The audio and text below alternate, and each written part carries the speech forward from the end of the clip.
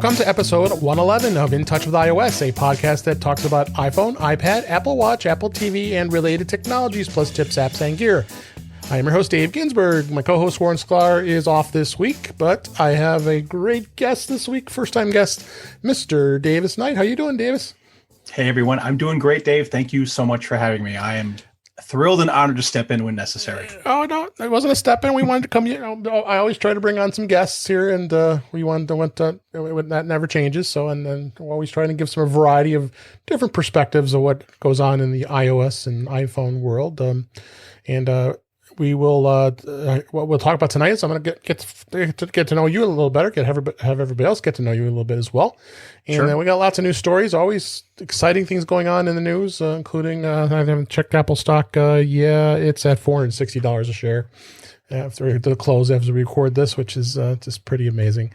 Got some good topics and some tips, and we'll just dig right into that. So, I want to find out a little bit more about you, Davis. You and I met actually at Suburban Chicago Apple Users, SCAU. That's the Apple user group that I am been the president of for almost over 11 years now. And you just recently took over as our programs team leader, which is great. We're going to have some great programs for our group, and good thing is you have a lot of great things with technology and iOS. And I guess first thing I'll ask you is, what are the devices you have? You definitely have an iPhone, I know. And what other things do you have? I have virtually everything. We are an all Apple household. Okay. We Google and a couple of Android devices have snuck their way in, but it's probably only because Apple does not play in that market. But we have everything from multiple iPads, iPhones, Apple Watches, iMacs. So we are a full Apple household, all in, and I am a huge Apple fan and evangelist, and just love the products, love the company, love the culture. I couldn't tell what the shirt you're wearing, but no, not at all, not at all. Got to get his Apple shirt on. Courtesy of Jeff, yes. Yeah, our friend Jeff Shiley, so you where you were actually a chef by trade, so that's yes. kind of different as far as being involved with technology. But obviously, you are passionate with technology as well as passionate about cooking and being a chef.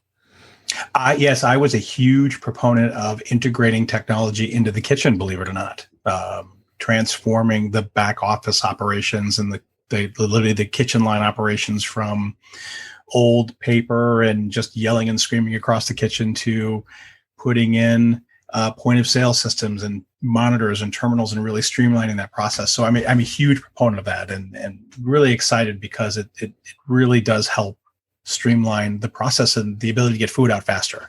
Yeah. I've often said if I wasn't in food service or food related businesses in some way, I would be working for Apple if they would have me. So huge fan. Right. Yeah, I don't know if you want to be working for Apple. I mean, as much as it's how great of a company is, you work on some demanding hours, and they don't pay so well, especially unless you get out in Silicon Valley. Well, you know what's interesting about that, though. I will tell you that I've had this conversation with a number of people. When I say that I'm a huge Apple fan, most people go, "Oh, you just like the technology, you just like the phone," and that's very true. I do like all of their products, the design. But I'm also a huge fan of the culture. I mean, I do know some people that work for Apple. I've read a lot about the company, and everything that I know about them. I'm just a huge supporter of what they've done, and their story continues to motivate me to this day. And I just, it's just they're just fantastic. So much so you just started a new podcast not too long ago, which is exciting, and we're going to actually have a topic of talking about podcasting a little bit later in the show, but. What's the podcast? Well, the podcast is Diabetic Savvy, the podcast edition. The short story of a little bit about me. I left the food service industry after 10 years of running both the operations and the food service side with a huge national company.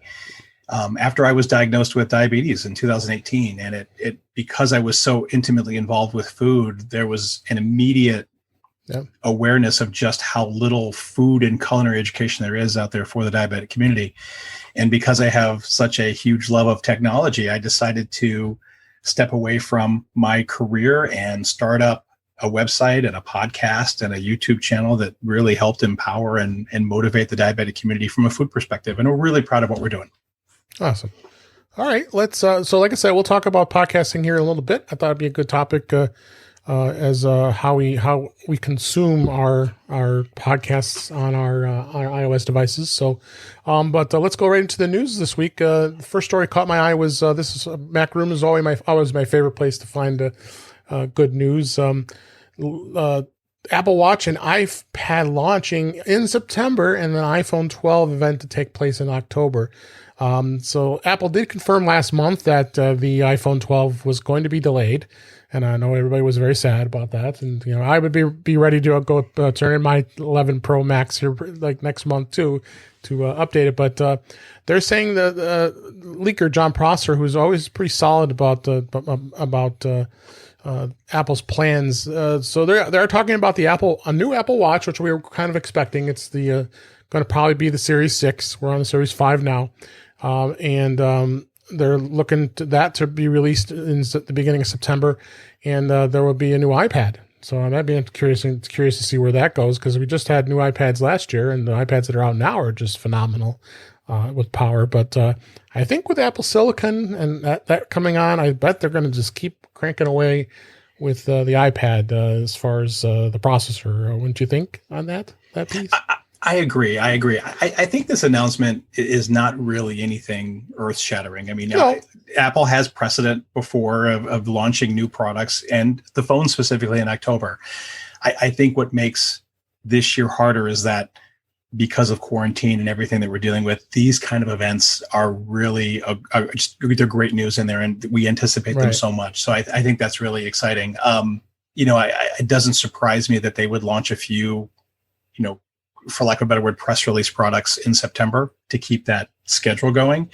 And then really ramp up the big product, the iPhone launch in October, because they have to do it before the holiday season. I think that makes sense from a business perspective. But, if nothing else, I think with everything going on with the stock and everything else, I think this would just increase anticipation for the unit. And I'm real excited about it. Oh, yeah, for sure. So iPhone devices, interesting how this is going to pan out from what they're saying. I guess, remember, this is all rumor. So the pre-orders would happen in October for the iOS 12, iPhone 12 devices. But then the iPhone 12 Pro, which I would be more interested in, won't be shipped. They're saying potential shipping not until November, which is, that's really late for Apple when it comes to iPhones usually. That's cutting it close. Yeah. Again, it's all rumor. We'll see what happens, but always find it interesting to talk about and then ending up what happens. But he's been pretty solid in what he predicts, John Prosser. So I love John. I love his style. I think he's absolutely hysterical. He's got a really great track record recently. I mean, and he's really, especially over the last few months, really solidified himself as a dependable rumor generator or rumor confirmer, for lack of a better word, a predictor of what's going on with Apple. So, I'm sad to see the delay. We'll see if it really comes true, but I'll be holding on with bated breath regardless. Yeah, absolutely. And then Apple's Prime equivalent, Apple One, is going to release in October. The imminent announcement is following months of rumors about the Apple Prime. Basically, what this is, this was in Ars Technica, but it was actually quoted from Bloomberg. Apple plans to launch an all-in-one subscription bundle. Hallelujah! They've been asking about that for a long time. In October, they're saying after months of rumors, they are working on something, and it's going to be like an Amazon Prime-like subscription bundle. So it'll be interesting to see where the costs are going to be in here. Again, all speculation. They're not sure what it's going to be. Maybe they're going to wait and have it as part of Apple's as the release of iOS 14.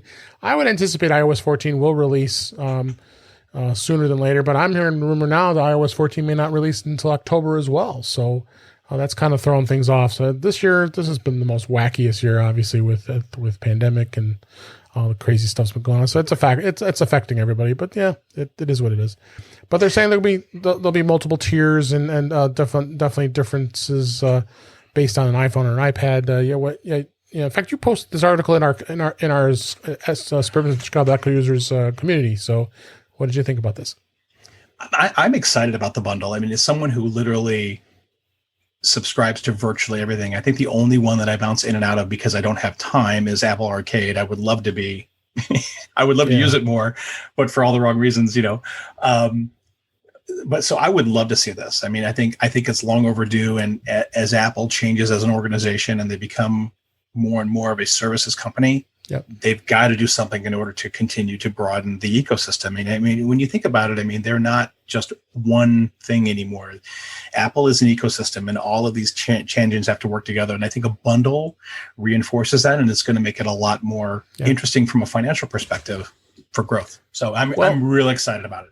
It's interesting because you got to think about all the services and everything's been talked about with Apple's services when it comes to consuming and storing and lots of things that you want to do with your iPhone. You've got Apple Music, you have Apple TV Plus. A lot of us are going to be coming off of that year free subscription on Apple TV Plus here pretty soon here. But we'll talk about content there in a minute. And I keep every week it seems like there's more discussions about new stuff that Apple's jumping in. I know Apple TV Plus, I didn't even put that article in. Martin Scorsese signed a multi-year deal with Apple TV Plus for movie commitments. I mean, it's just crazy how much stuff is with Apple TV Plus. News Plus is becoming real hot too. I have an article about that in a minute here too as well. And then Apple Arcade, like you said, I'm not a gamer, so I tried it and I opted out not to continue on with that service. So far the first three I am a subscriber. And then the fourth one, of course, is iCloud. I mean, I would think that they could come up with maybe a better pricing bundle with iCloud because, it's crazy how much we pay for iCloud a month. I think $2.99 a month you get the, even I think 99 cents a month or something like for the 50 gig plan or 20 gig, I think it is. I can't remember off the top of my head, but then there's also another interesting thing that's unannounced called potentially a workout service called Apple Active. And there's been a lot of discussion that they're going after the Peloton workouts and such. So, because that's such a hot thing right now. People just, with the video and everything on I'm saying that right, Peloton, right? Is it Peloton? Peloton, that's it. Yes. Yeah. So, what do you think about all this? Well, first of all, I think you're 100% right about the excitement and the anticipation over they had to do something with the bundle. Right. iCloud has just a particular kind of a beef with me just because while I know we pay more than the market really demands for the tiers, my problem really is the tiers, the tier structures. You go literally from 500 gigabytes to 2 terabytes. And I'm like, I need something in between.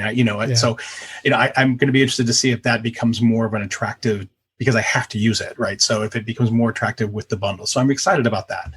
I think, the activity piece is something that's really interesting because it's moving more and more of that fitness and that health initiative that Apple has been working on for so many years, even further forward, from renaming the activity app now to fitness, to going into this fitness tangent with the bundle services.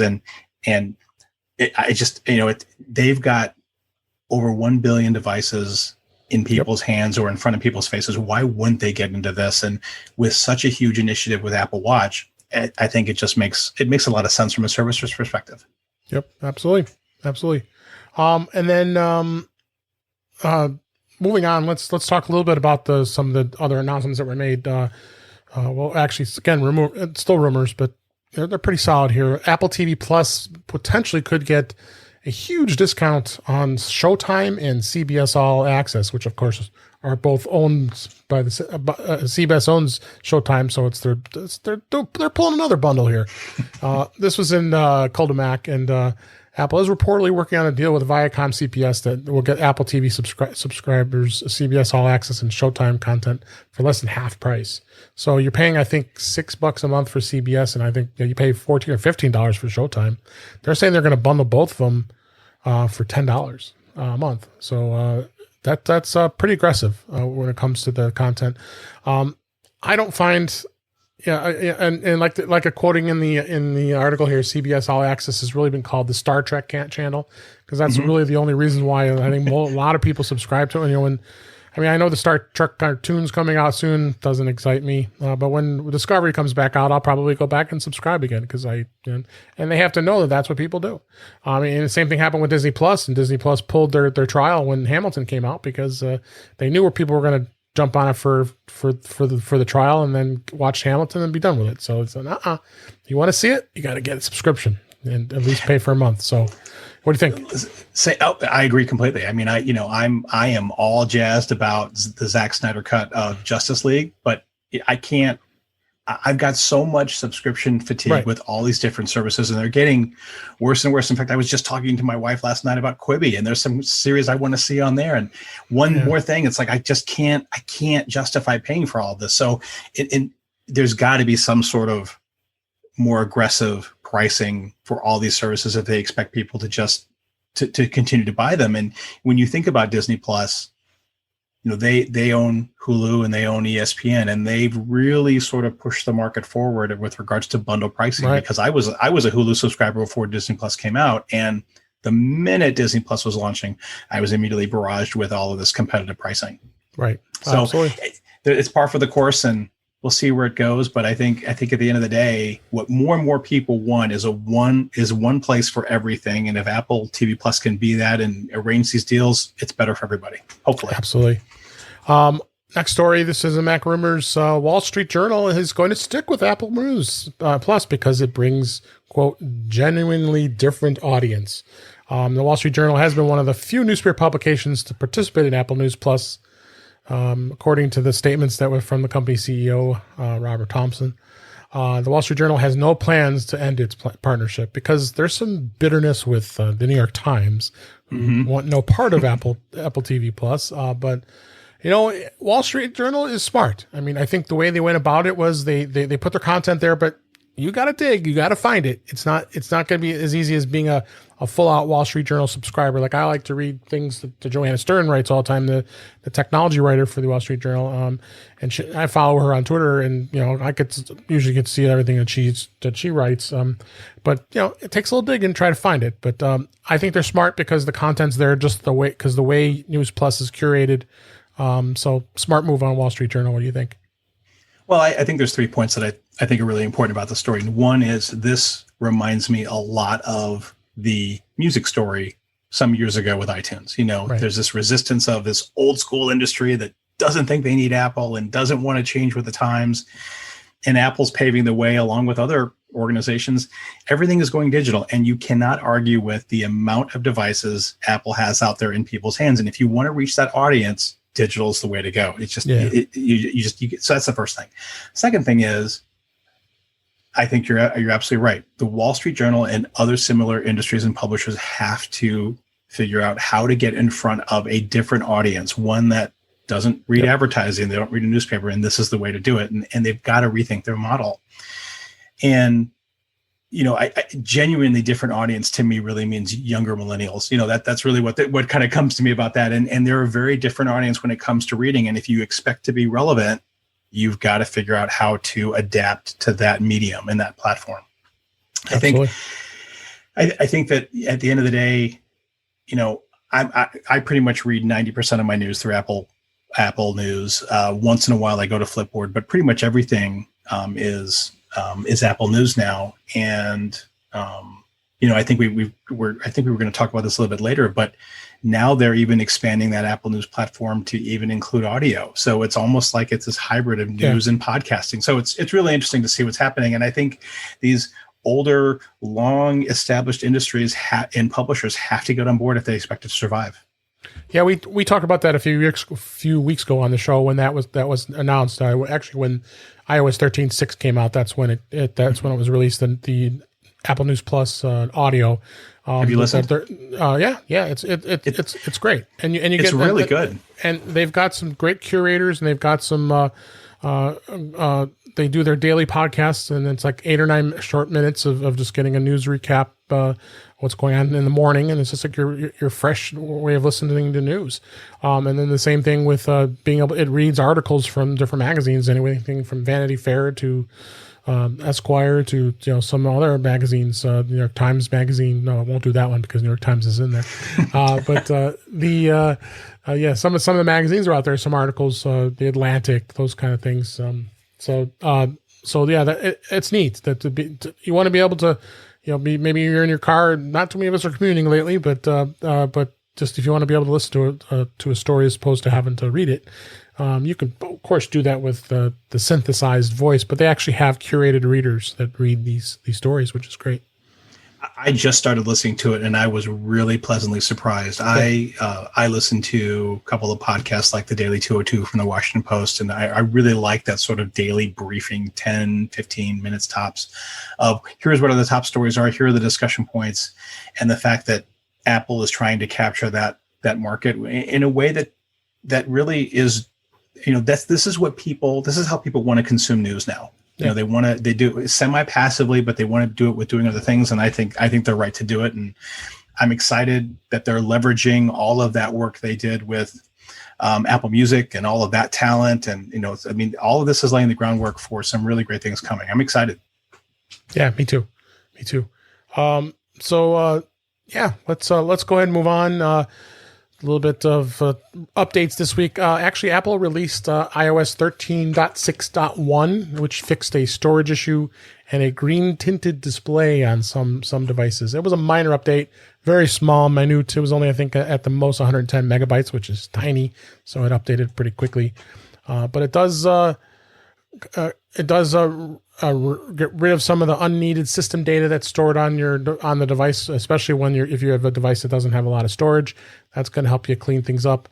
Some thermal management issues that caused the iPhone displays to exhibit a green tint, and they also fixed a bug about exposure notifications that was disabled by some users. So, did you install it? Any thoughts on that?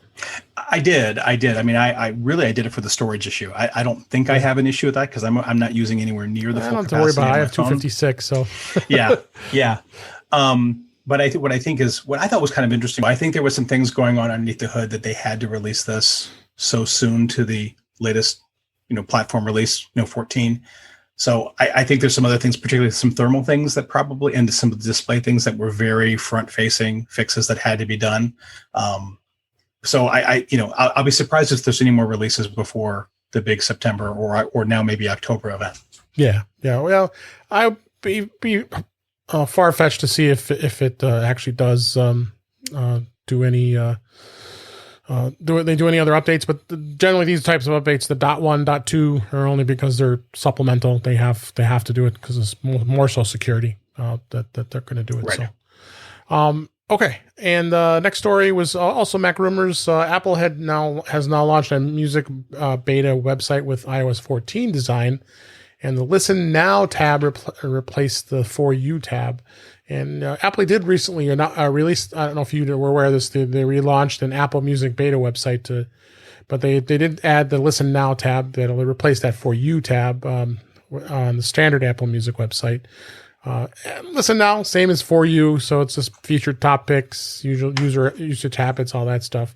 But no, it was interesting. Glad to see that Apple Music did decide to really expand and not just be focused on just your iOS device or your Mac or iPad, because anybody can listen to it. There's actually an Apple Music app for the Android too. So that's good to see that they're continuing on bringing Apple Music on the web as well. What you think? I love the idea. I think they need to be everywhere. My only concern is it seems to be a little bit fragmented. Great example would be they launched the most listened playlist of on the website only, and I remember it was at the end of the year where you could download the playlist of your most listened songs over the past year, and I know it was so incredibly hard to not only find that, but also how do you integrate it with your iOS devices and the website. We finally got it to work, but I think that's my only caution about this is as long as it's the same everywhere, I think it's great. Because I would love to be able to have the flexibility of going just straight to the internet or online for those kinds of services when I want them. But if I can't get everything and it's a little disjointed, I would probably default to my device more often than I would go to the web. So, yeah, no, for sure. Next story, Also, Mac rumors, Apple was ordered to pay Panoptis $506 million for violating LTE patents. Apple needs to pay them some pocket change, $506 million for the willfully infringing on the handful of patents related to 4G LTE technology. And a Texas jury ruled today. So they said Apple did not prove that the patent claims were invalid, and yada yada yada with all the legal stuff. It just seems like Apple just gets sued like every other day for things. I would not be surprised if they'll appeal this, as it says right in the last sentence of the article. What do you think of this? I mean, 2 points. One is Apple's a big target. First thing. Second thing is very much so.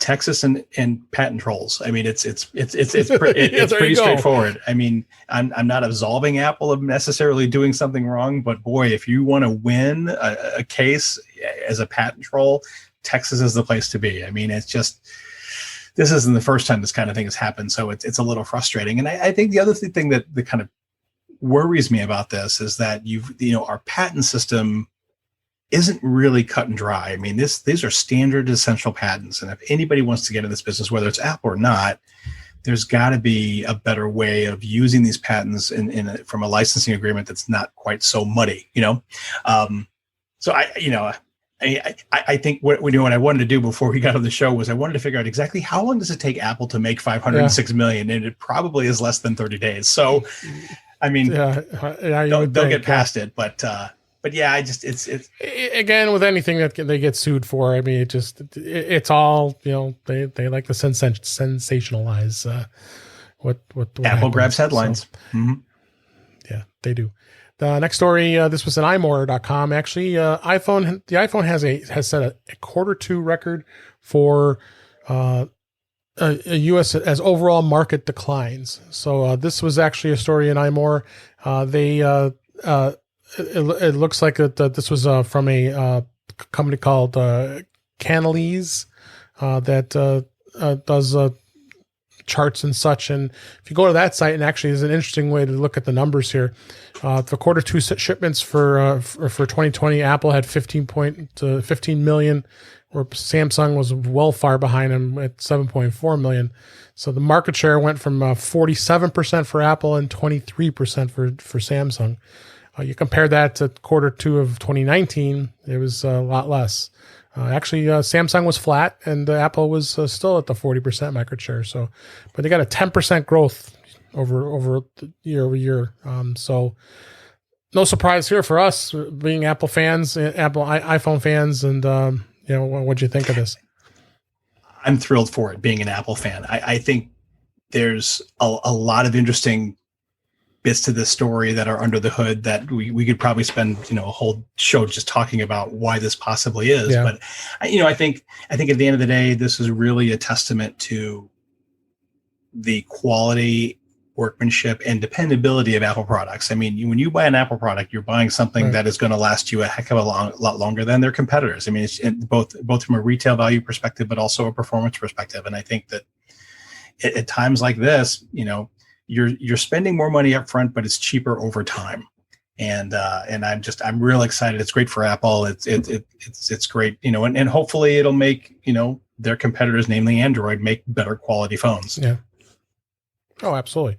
That's really the goal of it is you want competition. Mm-hmm. Apple can't be the end all be all. Samsung, hey, you guys need to come up with some devices that are going to compete with the iPhone, because you can't expect there's plenty of people who love Android, and that's fine. And it's just you got to have competition or to keep these companies innovating. Absolutely. With their products. Absolutely. So, so that is the news, and I wanted to talk briefly about beta this week. You don't dabble in beta at all, right? You're not a big beta guy. I need my phone too much.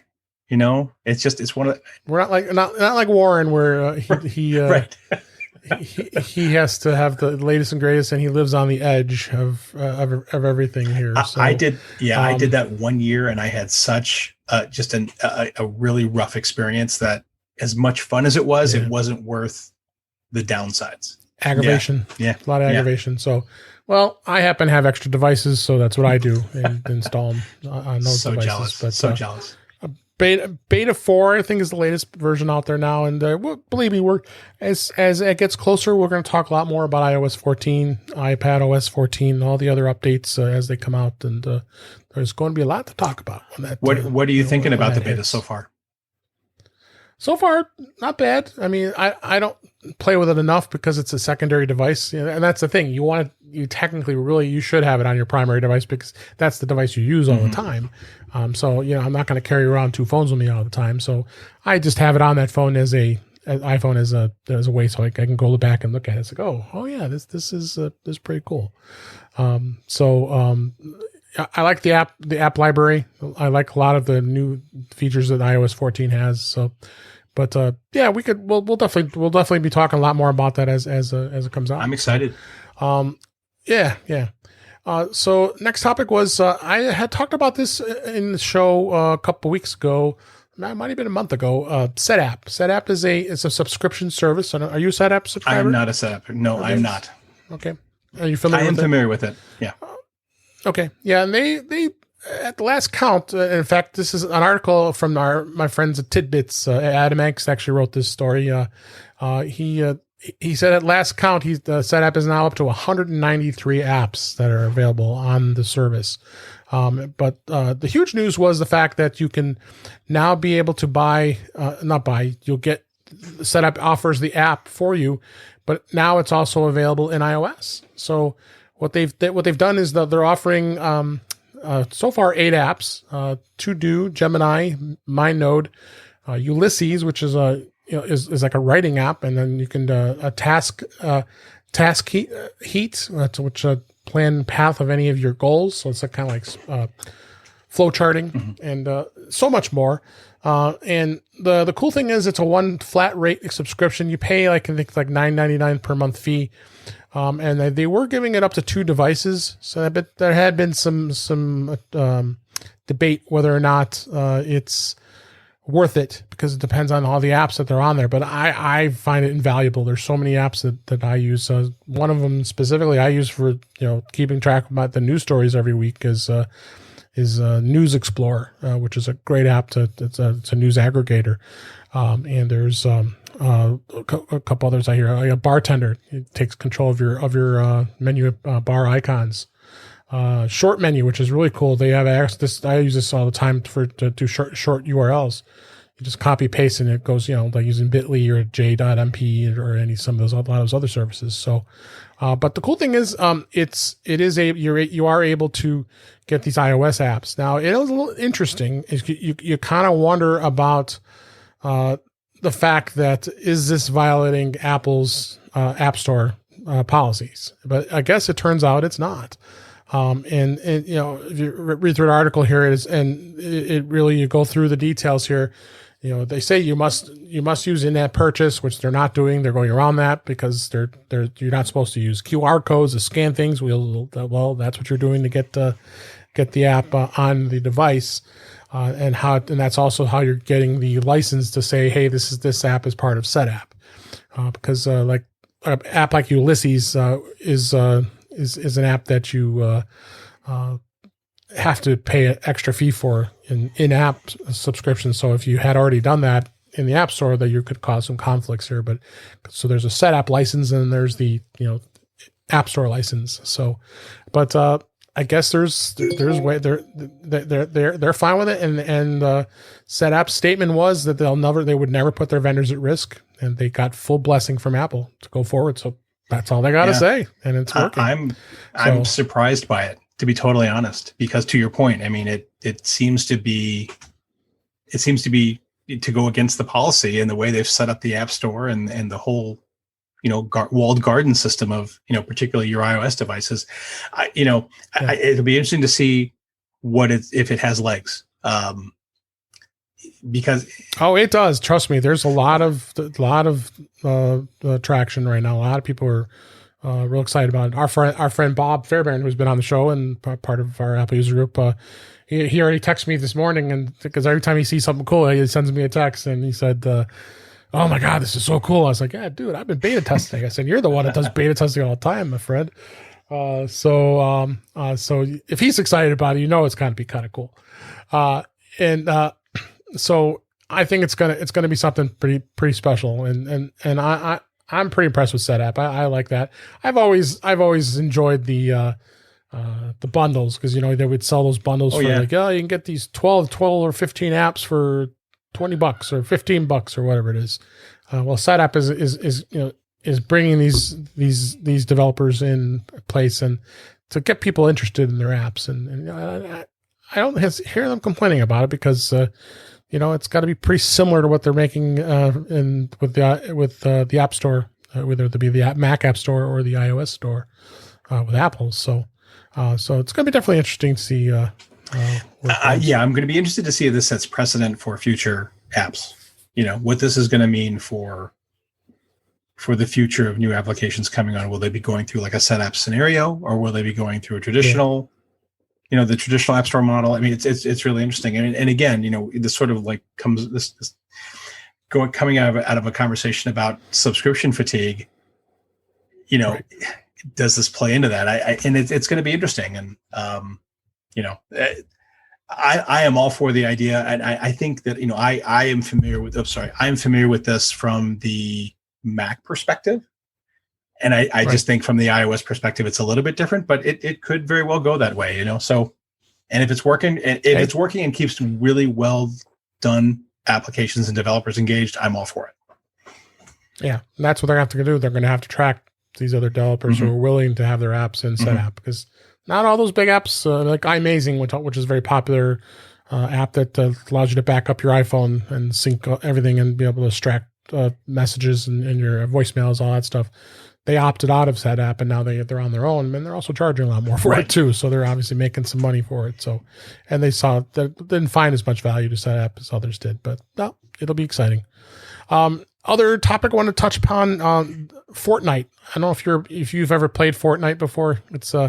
It's a fantasy game. Again, I'm not a gamer, so I can't give you exact what it does, but it's a lot of venture, a lot of killings, slashings, all that stuff. It is it's incredibly addictive. And I think that's why I specifically stay away from it now, because it is you will literally lose time playing that game. You'll look up and 3 days have gone by and you need a shave, and you just got past level 1. So it's a great game, but it's dangerously addictive. It's phenomenally popular. So Epic Games is the company who owns them. And Apple, once Epic decided to create a direct payment method on iOS, Apple said, you're violating the App Store policy. Well, that's what we're doing. So what Apple do? They pulled the app out of the App Store. So then now you're also talking about the debate of Apple takes 30%, and that debate's been going on. We've talked about this before on the show. Is that a lot? I think it's fair. I think it's just base it on, hey, Apple's is the gorilla in the room. I mean, they have what people want, and the people are willing to just be there and let them take that piece and be fine with it. And it is generally not a big issue. But now they want direct payment. They're wanting to do direct payments. Well, Apple's not going to allow it. So now, of course, they're working with Apple to resolve the violations, but I don't think it's going to happen, and they're not going to get any special arrangements. Even the Hey app, the Hey email app that was big, that started the controversy, who ended up working around it anyway, because they know they can't do it. But they got back into the App Store. So we'll see what happens there. I mean, they say they're going to sue Apple. I don't think they're going to have any feet to stand on here. Funny that as I got this article, I come across, and they've also been removed from the Google Play Store for Android. So similar types of complaints there. So what do you think of this whole crazy thing? Well, I mean, I think that I understand Fortnite's position, but at the end of the day, Apple provides the playing field to play in at the end of the day, and I don't think what they're asking for is unrealistic. There is precedent for the agency model, and their percentages, they haven't increased their percentages. They've been In fact, they've lowered them in many, many cases, particularly with subscription models. So I think that, I don't think that Apple's asking for anything that is unreasonable given their market share. And, at the end of the day, you're probably going to pay more marketing and growing the platform and your game on your own than just paying the 30% anyway. I mean,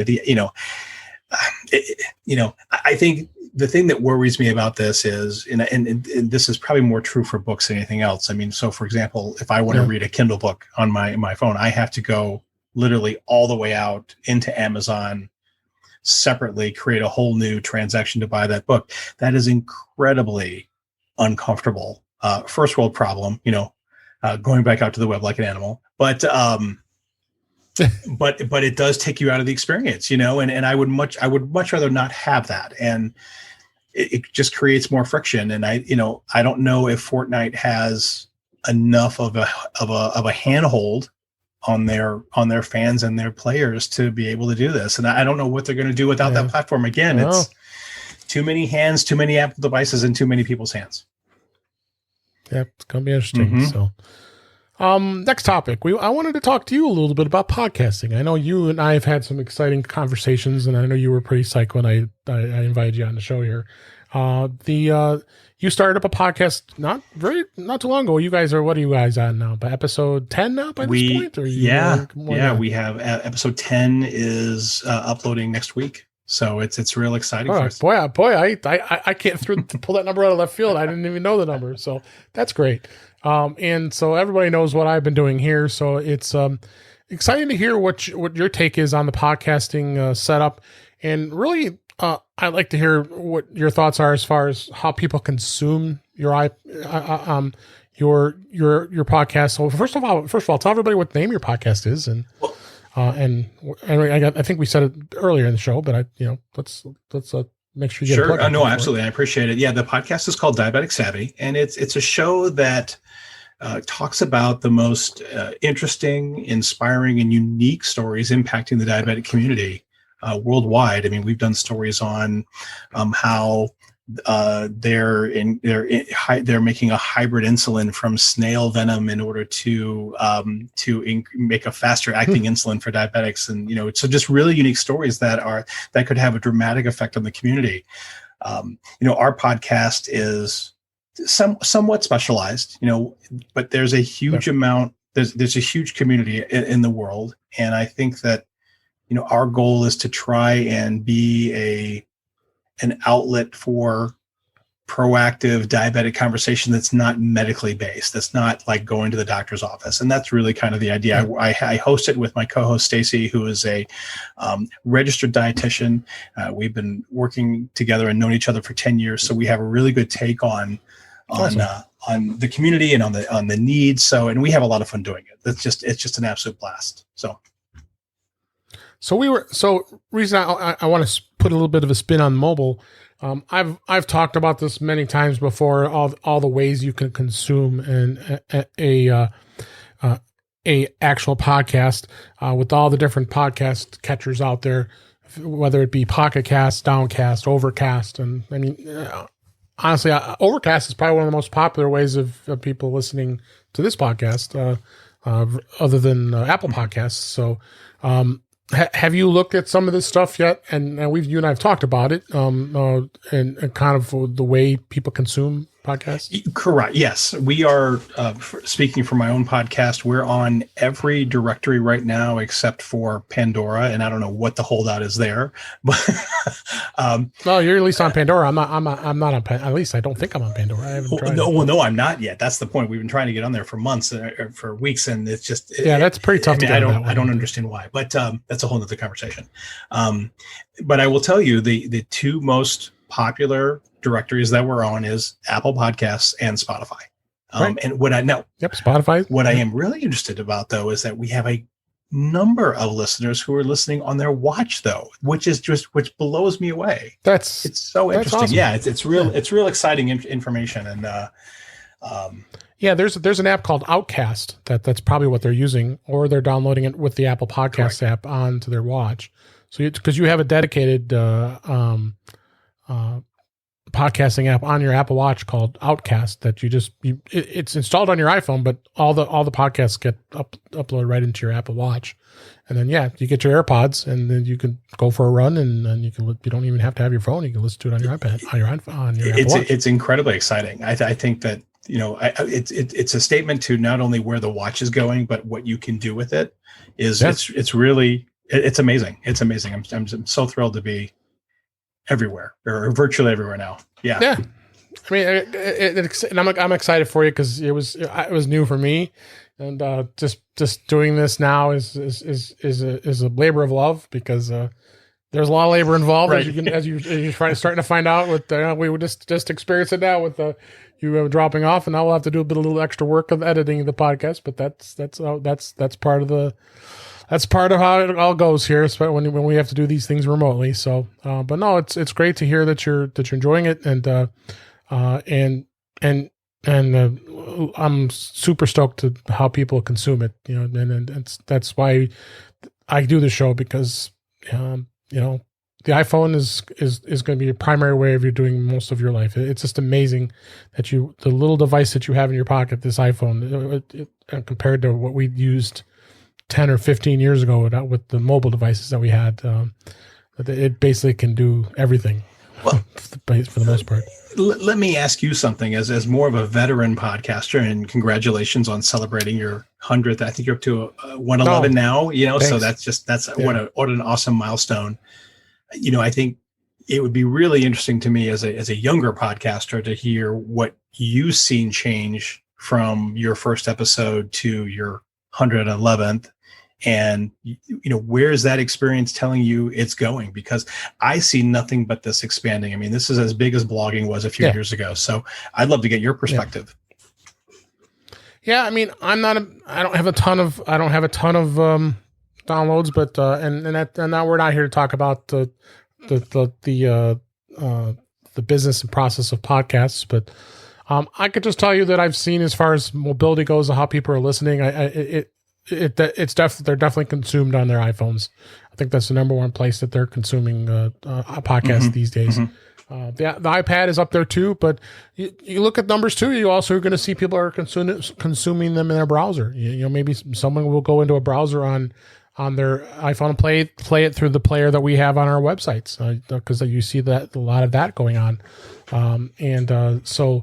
As it's evolved, I think the apps have gotten more robust. I mean, the Apple Podcasts app has gotten a lot more popular than it ever was before, because Apple just kind of shoved aside podcasts in the mobile world, and they said, this is nothing. But now they see this is something we really need to pay attention to, because, in fact, I didn't even mention this. Amazon's getting into the podcasting world. I don't know if you received the email from them yet, but they did a survey, and you can get your podcast listed on Apple Music, Amazon Music, and through Audible. So I mean, so now they're jumping into the podcast business. So that is just telling you how big it really has become. And mobility wise, it's going to just continue to be something fun and easy to listen to. I mean, I listen to it on my bedside a lot of times. I just would throw my iPhone into its charger and have my blinders headset I have, it covers my eyes, and I just listen to a podcast, and most of the time fall asleep within minutes. So, I think you're right. I think you've got to be mobile. You mobile first everywhere. I think at the end of the day, because it's just that the whole world's changing, and I think I've been working on an article for the website about some positive things coming out of this pandemic. And interestingly enough, podcasting really has been one of those things, because I think it has so many great elements to it. As a listener, right. I can be really deliberate about what I want to listen to, who I want to listen to, right? I can tune out all the other noise. And if it's relevant, you'll get my ears, and I think I think it's that kind of control that's going to give everything that podcasters are doing, and it's great for the listeners to really be able to sort of filter out what they do and don't want to listen to. And again, it being mobile and being everywhere, I think is just so incredibly exciting. I'm so excited about where it's going. Absolutely. Yeah, it's great stuff. Yep, and that we'll move on from that topic to go into some tips before we wrap up the show here this week. I've got 3 tips I'd like to touch upon. The first one is, how do you tell how much storage you have on your that's sucking up all that storage from podcasts and TV shows? We're just talking about that because you download a lot of these podcasts, and if you want them downloaded and you want to be able to listen to them, let's say if you're on a plane or if you don't want it to take up any of your bandwidth. You might be paying for those very few people who don't have unlimited data these days, which I'd be surprised to find. But how can you tell how much is your podcasts and TV apps are showing? So the way to do that is you actually go into the settings app and you go under general, and then you go into iPhone storage. And then of course that brings up all the things that are on your device and what's taking up your space. You can scroll down to the podcast app, and in fact, we're also talking about the TV app as well, and then tap that. So if you go to podcasts, it'll actually show the list of podcasts that are there and whatever are downloaded. And if they're there, you can see what's taking up that space, and you can remove them accordingly by going into the app and doing that. The same thing applies for the TV app. A lot of times, either iPad or iPhone, for that matter, you can go in and see what content was downloaded, and it's pretty common on an iPad. You're going to do it because especially if you're traveling on a plane, that you want to be able to watch a movie, because those movies can be pretty big. On iPads, multiple gigabytes. Yes, 2 gigs easy. So, any thoughts on that? Oh, I think knowing how to do this is one of the, this and managing your notifications are probably the 2 biggest things that you want to know about on your device, because you just have no idea how much space can be taken up by all these shows. And I think the important thing is, even if you listen to it, doesn't necessarily mean it will be automatically deleted so you have to know how to, because it'll sneak up on you. So especially with those movies and with all the services like Netflix and Apple TV Plus allowing you to download those very rich, high content, high def episodes and TV shows, they will take up a lot of space. So huge tip. Great tip. Yeah. So just go in there and check the rest of your storage too, because you might be something else that's taking up space that kicks you too. So next one I want to talk about a little bit is how do you move a note into a folder in the Notes app? And I'm a big user of the Notes app. You use the Notes app a lot? I do. I'm terrible about putting them into folders, but I do. Yeah, I am too. I do use the Notes app every day. Yeah. So if you, how you actually go and organize notes to organize them in a folder, what you do is you open up the Notes app, and if you need to, you can go up to the left arrow and return to the main screen, which will have the folders highlighted in bold. And it also depends on your settings. So then what you do is just tap into the main folder, such as all iCloud, or you might have a note or subfolder. And then you can tap the 3 dots that are up in the upper right corner, and then tap and select those notes, because you can check them off in the circles, just like if you got a to-do list with the check boxes. And then you can just tap the folder that you want to put it in, or you can create a new folder, and then you just move them right into a folder. And away you go, and they're much more organized, because they just added this, I believe, in iOS 13. They made some mass improvements in iOS 13 with this, because it was. I had notes everywhere, as like you said, you just can't find them anywhere. So this is a really good tip to understand how to move your folders. If it's any indication how much I use this app, I have notes dating back literally to 2012. Yeah. Not surprised me too. I probably have not that far back, but far enough. and good luck finding them if you don't search for them. So this is putting them into folders, I think, is something I've got to get better at. But it's incredibly good to know, and it's one of those features I think that a lot of people don't know about how robust the app is, because again, there's been so many features added over the years that it's just gotten better and better. It's great app. Then my last tip here is about the Apple Watch. There's been times I've seen my Apple Watch go through and an app would just freeze up for some reason. Way you can do that is you actually can force quit an app here. And what you can do is you can press and hold the side button until the power off slider appears. And then when the power off slider appears, then just press the side button, and then it brings it back to the menu. And it should clear it up. And you also could then press the digital crown until the app closes, and then it'll return you to a home screen. Now, other thing you could do is, and I do this from time to time, the Apple Watch sometimes can get all messed up. I don't know if you knew that there's a way to actually do a hard reset. And the way you do it is you hold in the side button and the digital crown home button at the same time, and just keep holding it until all of a sudden the Apple logo shows up. Similar to what you do on the iPhone, where you do the volume up, volume down, then hold the power button in to do a hard reset for there. Well, that's how you do it on the Apple Watch too. Good stuff. I don't know if you've come across any issues with having a frozen Apple Watch before. I have, and I'm going to admit a dirty little secret here. I have one arcade style game on my watch, and Apple Watch. I love the game. It's called hold on, what is it called? It's called Space some. Well, that should be your app. Your app. I was totally going to be app pick, and it's a combination of. Now, see, I'm going to go old school here. It's a combination of Tetris and Galaga, and it's this, and it's a shooter game, and but it takes a lot of processor speed, especially on the Apple Watch. Oh my God, yeah. But it's a great little game that you can just literally stand in line or something if you're waiting and just shoot away. And but it does once in a while cause the watch to crash. So knowing these two tips are critical, because there are some rather intense apps available for the Apple Watch, and you could find yourself in the situation. So you don't want to go without it too long.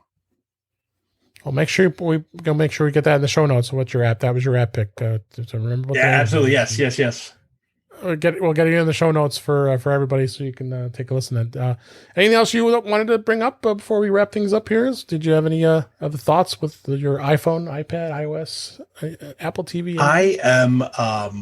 Here's what I will say. I am incredibly excited about the new iMacs, because I have a new iMac coming next week. I'm so jazzed. Oh, exciting. Okay. Hence the unfortunate shutdown of tonight, because this baby is a little bit long in the tooth. And I will tell you that, by the way, keeping the original box does actually add to the resale value of your Macs and your iPhone devices. So, okay. And you can actually sell the empty boxes on eBay, believe it or not. I just found that out too. So, you could sell anything. It's incredible.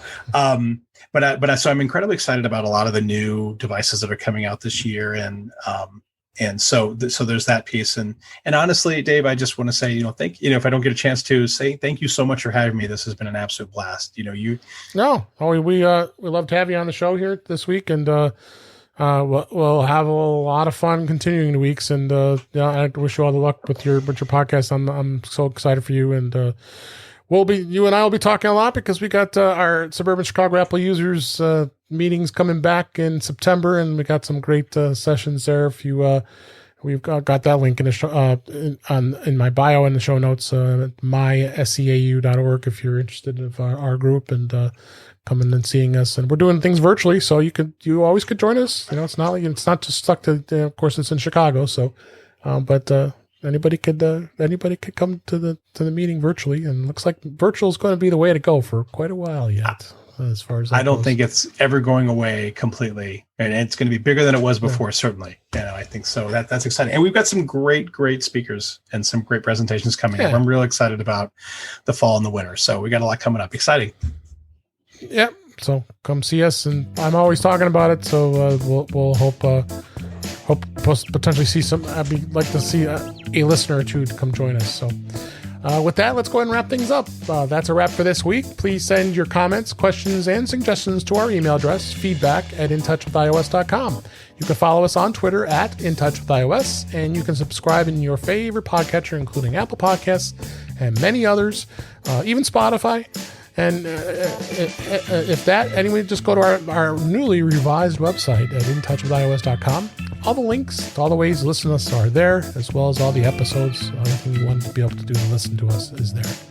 I am Dave Ginsburg, and you can find me on Twitter @DaveG65. Davis, please tell people how they can find you. Easiest place to find me is at diabeticsavvy.com, our website, which houses everything from all of our recipe videos and podcasts and our blog posts. So that's the easiest place to find me. And I'm literally on all the social media at Diabetic Savvy as well. So look for the bald guy in the blue shirt. You'll find me. That's right. And we'll have all the links in the notes. And really appreciate you being here. I'm so glad. So thrilled. And we really appreciate everybody that's listening with me here. And I hope you enjoyed the show. Thanks for listening. We'll talk again soon.